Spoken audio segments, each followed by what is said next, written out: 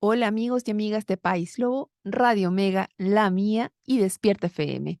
Soy Rocío Gambra y esto es un nuevo Política Podcast día miércoles con Juan Carlos Claret. ¿Cómo estás tú? Hola Rocío, gusto en saludarte y como cada miércoles aprovechar a través de estos micrófonos de saludar a quienes nos escuchen en Río Negro y también en la comuna de Puerto Octay, que va a ser sede de una novela, por lo que ha trascendido ¿Ah, en la sí? prensa. Sí, Ah, no de tenía idea. Mega. A ver, cuéntame.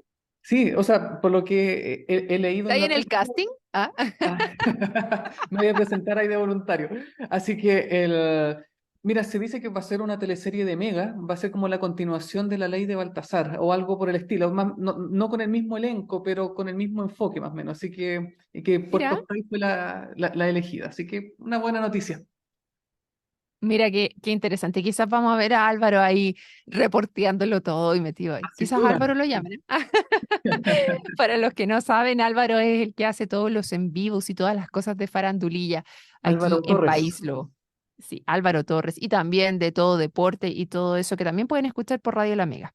Ya, oye, vámonos a la política, que han pasado hartas cosas que yo te estaba esperando para politiquear, porque el día de ayer falleció Guillermo Tellier del Partido Comunista, presidente. Yo creo que ya a estas alturas todos han escuchado lo que pasó. Yo ayer no lo conversé, estuve con Ignacio, con Gonzalo Blumel, conversando de su libro La Vuelta Larga y lo que significa en este minuto la democracia. Así que no tocamos ese tema y dije, bueno, hoy día lo vamos a tocar.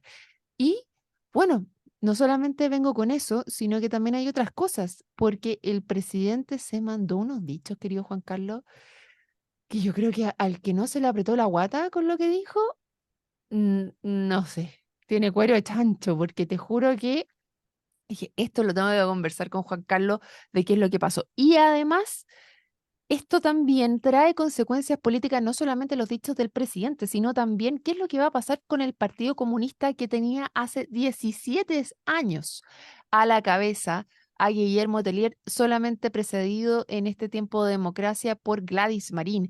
Así que sin duda marca un cambio y qué es lo que va a pasar también tan entredicho. Pero no solamente el Partido Comunista, sino también Renovación Nacional tuvo elecciones que todavía no se cierran y Amarillos por Chile también está ahí con un derrumbe más o menos. Así que partimos este programa porque vamos a analizar qué es lo que va a pasar y vamos a tirar nuestras fichas de para dónde van.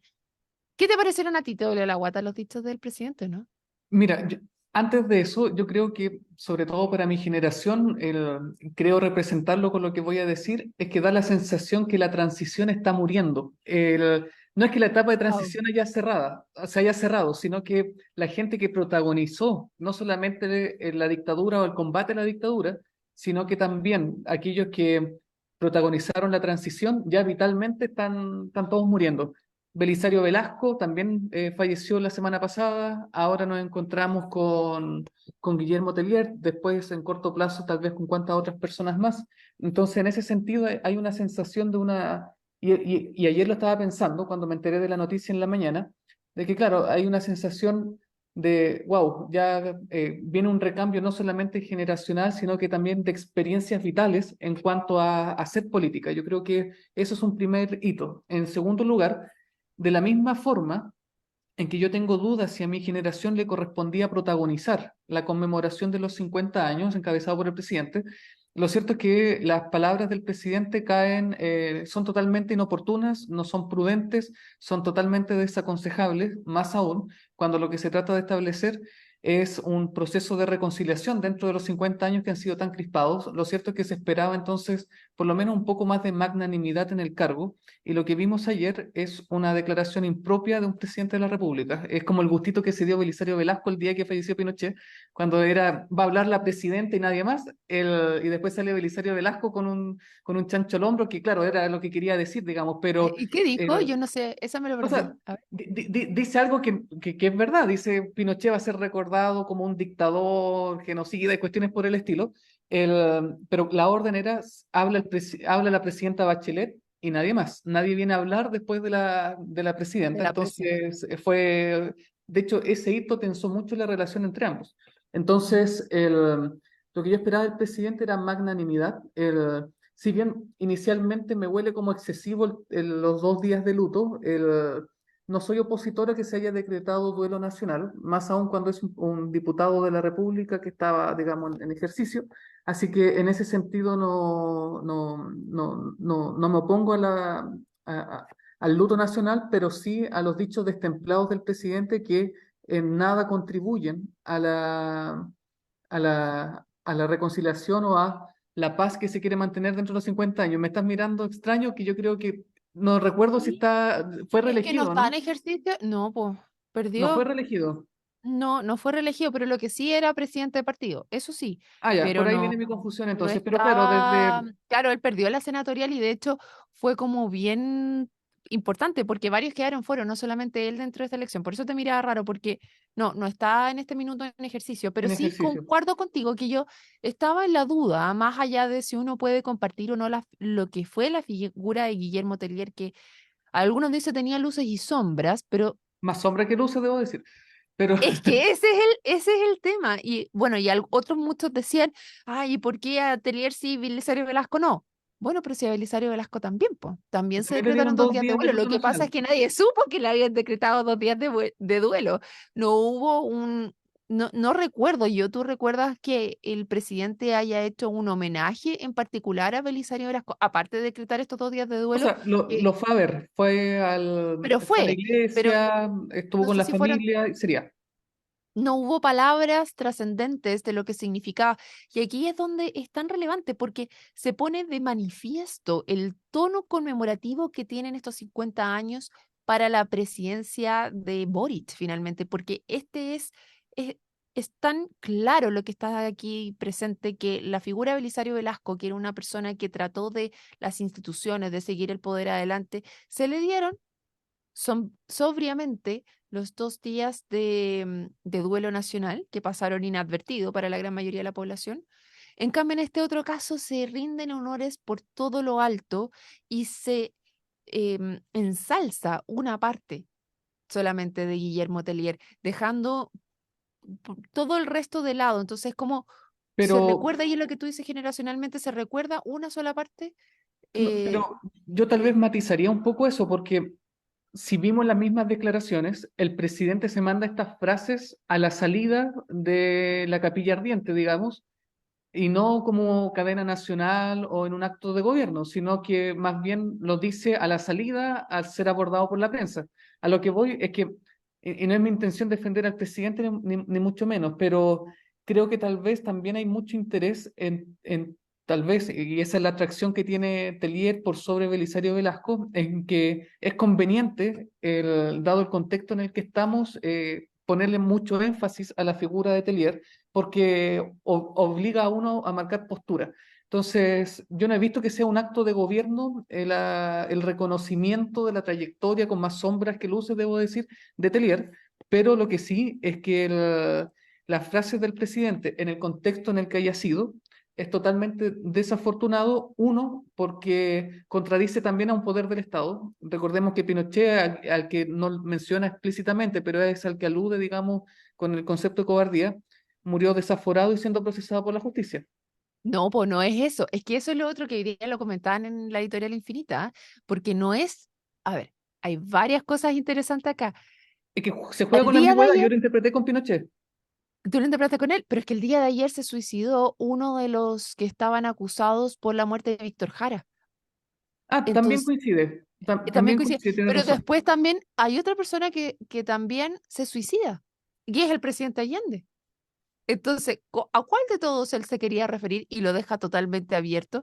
Entonces, lo más probable y lo que todos interpretan es que se refiera a el ex militar que fue condenado por la muerte de Víctor Jara, que no llega, pero tampoco lo dice.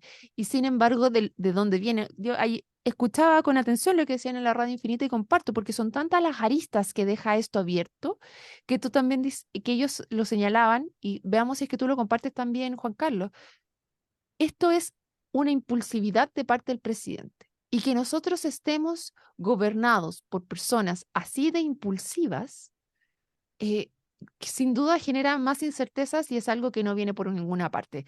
Después tú vienes diciendo en tus discursos que, y yo les comentaba, que que quiero creer que vamos aquí con un tema de unidad y de sacar proyectos más futuros, más importantes.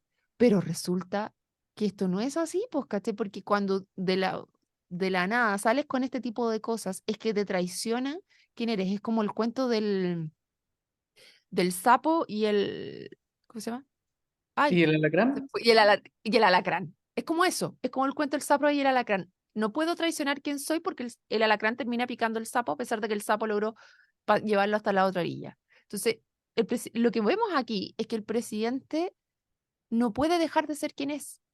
Ahora, ¿es eso lo que se le está pidiendo? ¿Que deje de ser quien es también? Ya, yo creo que hay varias cosas ahí. Yo no lo relacioné, los dichos del presidente. Interesante esto porque, como lo mencioné delante, el presidente no lo menciona. Entonces, claro, él Mm, no individualiza sobre quién se refiere, pero, claro, la frase dice, murió como un hombre digno, Telier, mientras que otros mueren de manera cobarde para no enfrentar a la justicia. Entonces, otros mueren, no es que se matan. Por eso dije, está hablando de mm, Pinochet. ¿Por qué? Porque además es una frase que no es única y no es la primera vez que se menciona. Entonces dije, es Pinochet. No hice el link con el suicidio de la persona condenada por el homicidio de Víctor Jara. Si fuera así, igual es desafortunado porque más allá de la persona hay una familia que sufre. Entonces, indistintamente el resultado, digamos, de la justicia, correcto. entonces suena muy frívolo el mencionarlo de esa manera si es que se quiso referir respecto al condenado. Lo que sí, cuando yo lo leí, dije, por el concepto, por la terminología, dije, esto es Pinochet. El presidente va a tener que salir a aclarar esos dichos. Respecto a lo que tú señalas, respecto a la impulsividad del presidente, lo cierto es que, a ver, la impulsividad del presidente no es propio del presidente. El gobernante de Piñera uno en adelante, los impulsos son pan de cada día. Recuerdo en la época del estallido social, Piñera poniéndose frente a la estatua de Baquedano en la plaza, como diciendo reconquisté este sitio. el, entonces creo que en ese sentido nos hemos acostumbrado a una política que no es solamente banal en el sentido de su ejercicio, sino que sobre todo es mediática, es televisiva. Entonces, si el presidente no hace noticia de tanto en tanto, como que el presidente está ausente y baja en popularidad, lo queremos más presente, mete las patas porque se trata de responder por todo. Entonces, es una situación que, claro, siendo el presidente per se alguien impulsivo, porque no es el primer chancho al hombro con el que sale, también debo decir que el fenómeno tal vez comunicacional, porque con seguridad tal vez el presidente consultó con sus asesores comunicacionales si era conveniente decir o no decir tal cosa. Lo cierto es que nace también de un propósito de marcar agenda, creo yo. Entonces, es parte de la política a la que nos estamos acostumbrando. Sí, estoy de acuerdo contigo. Totalmente de acuerdo porque em, pecas porque haces o pecas porque porque no haces. O sea, es difícil ahí encontrar el punto. Pero cuando tienes un momento súper conflictivo, pucha, tienes que tener la cautela en demasía. O sea, si lo que estás buscando es tratar de bajar los ánimos, ahí Juan Carlos Esto poco contribuye. Esto poco contribuye. no, No ayuda en nada. no ayuda en nada. Si eso yo, Ese es el punto. sabes que incluso es curioso porque yo recuerdo que en los albores de la segunda vuelta presidencial, cuando muere Lucía Iriart, yo Ujú. dije, Tate, una muerte de esas características previa a una elección polarizada, esto va a ser caldo cultivo para cualquier cosa. Y me llamó la atención que la muerte de Lucía Iriart fue comunicacionalmente mejor abordada que la muerte de Tellier, en aras, digamos, de no generar mayor polarización, en tratar de no romper Claro. huevos. Y eso me llama la atención porque uno podría suponer que por la persona que fue Lucía Iriart, hasta protesta o se pudo haber extrapolado en una campaña política, y lo cierto es que no, me llama la atención que en este contexto sea la muerte de Guillé usado, digamos, como para tratar de marcar pauta o generar noticia o eh, incentivar o polarizar aún más posiciones. Claro. Ahora, Piñera no era un opositor igual al régimen. Entonces, también ahí era mucho más fácil la postura de, mm, del presidente Piñera en ese sentido. Ahora, no digo que sea fácil en sí, estos momentos son bastante complejos en general y cómo se llevan adelante son importantes porque son parte de toda coalición. Pero es lo mismo que le pasó ahora y la diferencia que vemos entre uno y otro del presidente Boric. Y yo creo que la diplomacia en general no es solamente con el externo, sino también en lo que está pasando acá. Y es súper frágil. Tú estás constantemente pisando huevos. Así que lamentablemente se cae y por los errores es donde más nos ven. Por eso son errores que igual son bastante grandes y feos y por lo menos a mí me dolió bastante la guata cuando hace alusión a esto. Oye, te invito a pasar al próximo tema y es el análisis más político ya, de qué es lo que crees tú que pueda llegar a pasar con el Partido Comunista, con estos cambios, con ¿quién crees que pueda llegar a tomar el mando y cómo esto se vería reflejado, dependiendo de quién lo tome, en el gobierno actual? Porque es súper relevante esa postura, o sea, ¿quién toma el mando ahora con un partido tan militar como es el Partido Comunista, donde vemos que los líderes están por mucho, mucho tiempo? ¿Quién lo toma? Creo que va a marcar una pauta diferente. O lo mismo. ¿Qué crees tú, Juan Carlos? A ver, ocurren varias cosas. La jerarquización del Partido Comunista es su principal virtud y su principal defecto. Ya que estamos todos hablando de la Unidad Popular, lo que permitió tener disciplinado al Partido Comunista, a diferencia del Partido Socialista, fue precisamente la estructura, la formación disciplinada de- del Partido Comunista y de la Jota particularmente, es decir, de las Juventudes Comunistas.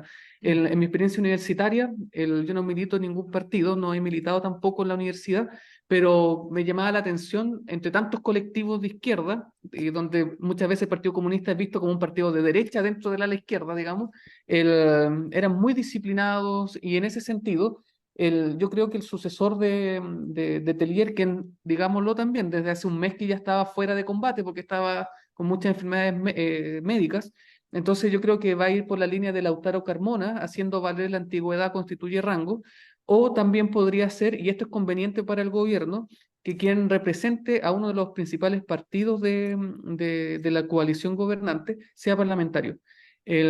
Se pierde algo cuando el presidente del partido no es parlamentario. Y el mejor testimonio de esto es Paulina Bodanovich, la presidenta del Partido Socialista. Le ofrecen la senaturía precisamente para efectos de tenerla en el Congreso en tanto presidenta de partido. Yo creo que en ese sentido no sé si Lautaro Carmona es senador, también se me entran a confundir la... Te lo busco, pero ahí hay dos personas que cumplirían con ese rol.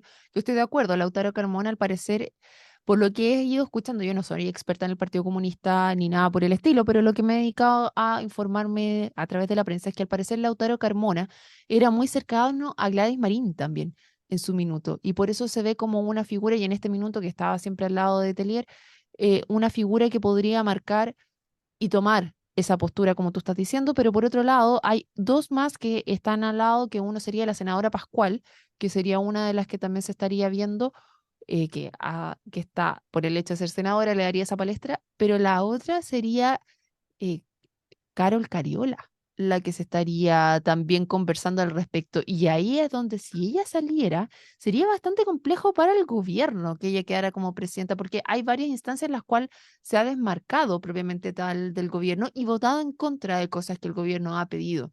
No, Entonces, yo veo poco probable que sea ella, porque además es una carta que, más allá de cuáles han sido los desmarques de ella, lo cierto es que es una carta, un comodín para cualquier cargo en el gobierno. Es decir, si de repente algún ministerio guatea, con seguridad van a echar mano a Carol Cariola. Entonces no creo que la vayan a promover como presidenta de una colectividad.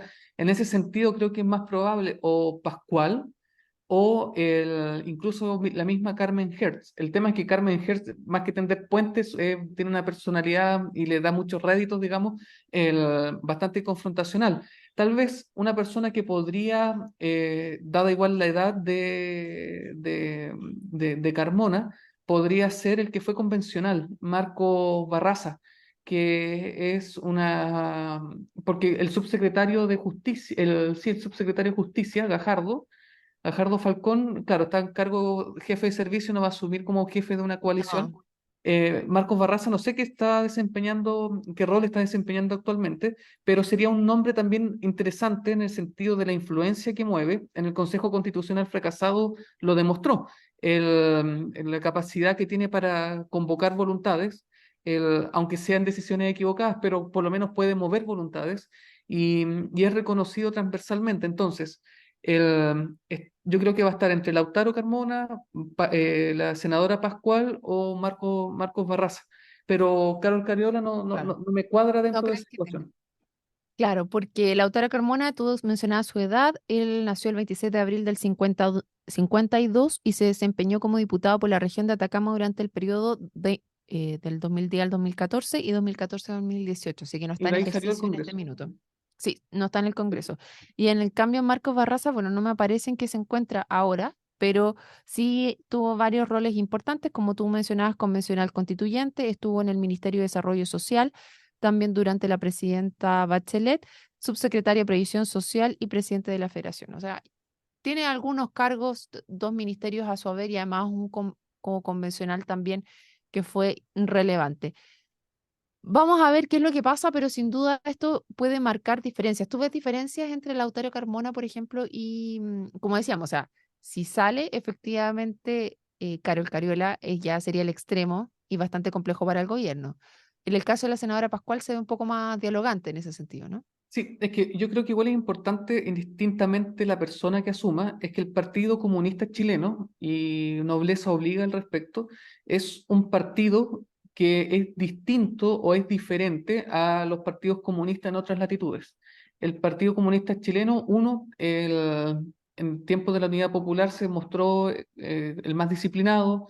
En segundo lugar, ha sido disidente en varios aspectos en cuanto al Partido Comunista Internacional. Es como un archipiélago, una isla dentro de un concierto internacional en el cual incluso es disidente en varios aspectos de la misma, en su momento, la Guerra Fría respecto a la URSS. Entonces, en ese sentido, digamos, más que quién va a encabezar el Partido Comunista, mi pregunta es hacia qué cuál es el carril, cuál es el riel que está transitando el Partido Comunista desde la época de Guillet y que indistintamente la persona de Guillet de Tellier, perdón, y que indistintamente la persona que asuma la presidencia hacia dónde va a seguir encabezándolo, entonces, o dirigiéndolo. Entonces, yo creo que va a ser interesante porque es un partido que merece un análisis a largo plazo, digamos, es ver hacia dónde va el Partido Comunista. Claro, es que por eso te decía que la figura igual es tan relevante quién queda a la cabeza, porque tú señalas este cambio institucional que le dio fue justamente con Guillermo Tellier, porque cuando estaba anteriormente Gladys Marín era bastante opositora y fría y se mantenía bien separada de la institucionalidad en general. Y ese vuelco que da Guillermo Tellier también a meterlo dentro de la institucionalidad chilena le llevó a tener más parlamentarios, a tener eh, ministros en dos gobiernos. Entonces, es bien relevante ese giro. Entonces, por eso, para mí, ¿quién va a la cabeza? Hace la diferencia. Y por eso tú me dices, no, no tiene ninguna posibilidad Carol Cariola, pero recordemos que la última vez la que sacó mayor votación fue la ministra vocera de gobierno, más que Telier en ese sentido. Entonces, las bases a quienes están apoyando ahí. Porque ella, no digo, no creo que tampoco Camila Vallejo sea igual a Carol Cariola, por ningún caso, pero sí generacionalmente representan un mundo distinto, representan cosas diferentes a lo que pueda hacer Pascual. Entonces, la senadora Pascual o este otro lado. Entonces, ahí es interesante ver para dónde va, pero lamentablemente no vamos a saber hasta que tengamos el nombre. De donde sí sabemos cosas, querido Juan Carlos, en este minutito que nos queda, es que Renovación Nacional no logró definir quiénes son sus presidentes, secretarios generales, su directiva actualmente, y recién el 9 Hay segunda van a elegir, vuelta. el 9 de septiembre tiene segunda vuelta, pero lo que sí sabemos es que los más conservadores habrían quedado fuera y eso ya llevó a que algunas renuncias dentro de Renovación Nacional, como la diputada del Real. ¿Mm? Sí, es impresionante cómo tal cual agujero negro que por su fuerza gravitacional arrastra para sí, digamos, todo lo que circunda.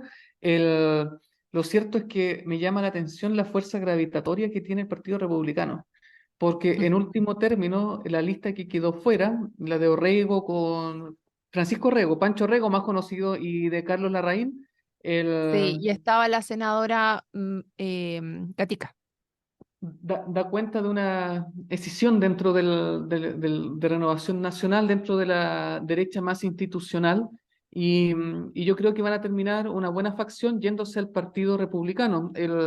Nunca se lo he consultado, pero por ejemplo, ¿por qué Jürgensen es RN y no republicano, por ejemplo? Jürgensen padre, Papá, ¿sí? pucha, yo nunca se lo he preguntado, pero me imagino que al ser fundador te da un cariño especial dentro del partido y el poder que tienes dentro de él también debe ser bastante relevante como para dejarlo. Pero ¿qué diferencia de la Renovación Nacional de Jürgensen por sobre el Partido Republicano? Con el respeto y estima que le tengo, digamos, pero es una definición política, digamos, no sé cuál será la diferencia. Cosa distinta veo, por ejemplo, en el senador Galilea o en la senadora Núñez, que son los que están encabezando la lista, que incluso uno podría hasta notar influencia de Mario Desbordes, que representa una ala más liberal dentro de Renovación Nacional. Entonces, ¿y qué de común No. tiene un pensamiento como Desbordes con Harry Jürgensen? Entonces, ahí es donde yo digo, tal vez Renovación Nacional está viviendo un proceso de depuración natural, digamos, y donde van a marcar diferencias. Sí, es bien interesante lo que tú estás señalando. Lamentablemente se nos acabó el tiempo. Yo les había comentado que iba a Rayos. mencionar algo de amarillos también, porque finalmente terminan renunciando ambos en pos de lograr tener, de ¿Quiénes seguir son con este ambos? movimiento. Ambos, es el presidente Sergio Mico y Solís, el secretario general, terminan una desavenencia, terminan renunciando a ambos y queda Andrés Joanet como presidente actual del partido Amarillos por Chile. Así que Ya, bueno, dime, Solamente 30 segundos para decir de que 30 eso segundos. demuestra de que los males que uno denuncia en el Frente Amplio en cuanto a supuesta inmadurez por falta de edad, lo cierto es que tampoco políticos más experimentados y de fuste como Sergio Solís, como es Sergio Isidro Solís, el mismo Sergio Mico, lo cierto es que pelea en amarillo porque se firmó una carta criticando a republicanos y donde el que firma no es el presidente, sino que es Solís, entonces hay una guerra entre facciones y eso da cuenta de que hacer política en Chile hoy día es muy complejo porque se es ingobernable o porque es muy difícil eh, generar consensos, porque hasta algo tan trivial como quién firma una carta es sinónimo para poner en tela de juicio el directorio de un partido político. Mira, no sé si fue tanto, porque yo estuve conversando con la gente de Amarillos y tiene que ver con un tema de